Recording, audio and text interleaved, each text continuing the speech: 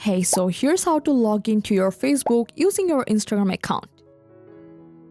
So first you have to open up your Instagram and go to your profile.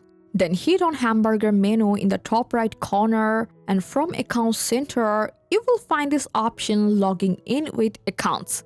So if your Instagram and Facebook accounts aren't already connected, you will see a pop-up. Just go for get started and add your Facebook account.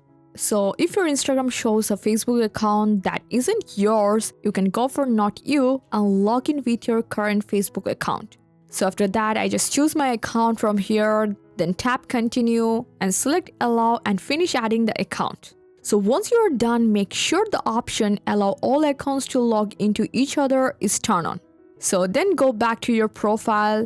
Now open up Facebook from any devices. Now on the login screen, enter your Instagram username and Instagram password. Then tap login. So as you can see, I'm logged in successfully.